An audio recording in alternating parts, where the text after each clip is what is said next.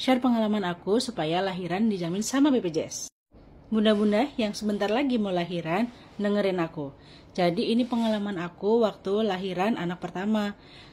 Aku kan belum tahu ya rasanya ngelahirin terus kontraksi itu kayak gimana tuh, aku belum bisa beda. Jadi waktu hamil pertama aku kan panik ya, karena belum tahu tuh bedanya kontraksi yang mau beneran lahiran tuh yang kayak gimana sih, pembukaan 1-10 tuh bedanya kayak apa, walaupun udah banyak nonton VT-VT orang lain gitu kan.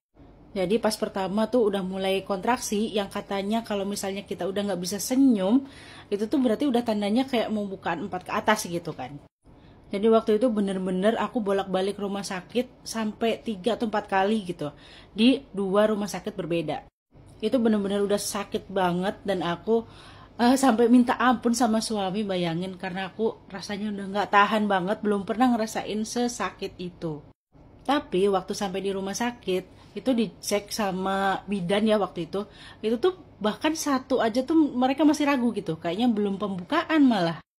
Akhirnya pas datang yang kedua kalinya, bidannya tuh ngasih tahu mau nunggu atau mau pulang dulu, karena kasihan gitu kan, nanti stres ngeliat ibu-ibu yang lain yang udah lahiran duluan tapi kok kita belum.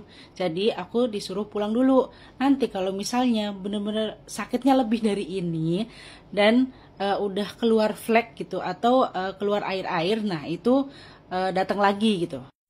Akhirnya waktu hari kedua atau ketiga aku agak lupa, itu bener-bener sakitnya udah tambah dan lebih sering frekuensinya.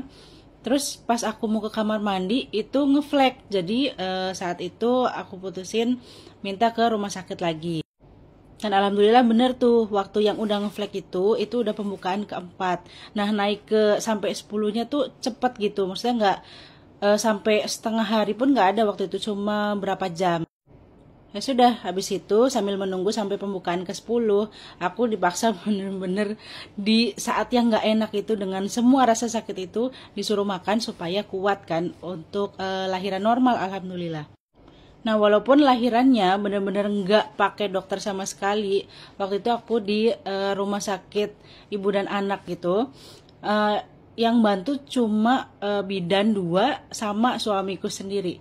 Jadi semuanya tuh tanpa bantuan dokter. Tapi alhamdulillah aku nyaman sih. Waktu udah lahir dan mau pindah ke kamar, ternyata kan punyaku kelas 1. Nah kelas 1-nya tuh habis. Jadi aku dititip di VIP. Tapi di titip VIP-nya nggak bayar guys, karena mungkin tarif biaya VIP-nya itu lebih kecil dibandingkan tarif yang dari BPJS. Itu pun aku cuma rawat inap 1 malam doang. Paginya dokter cuma nanya gimana, masih sakit apa enggak, habis itu pulang deh. Buat bunda-bunda yang mau lahiran, semangat ya, dan jangan takut pakai BPJS. Yang penting kalian sesuai indikasi medis dan coba tipsku yang tadi.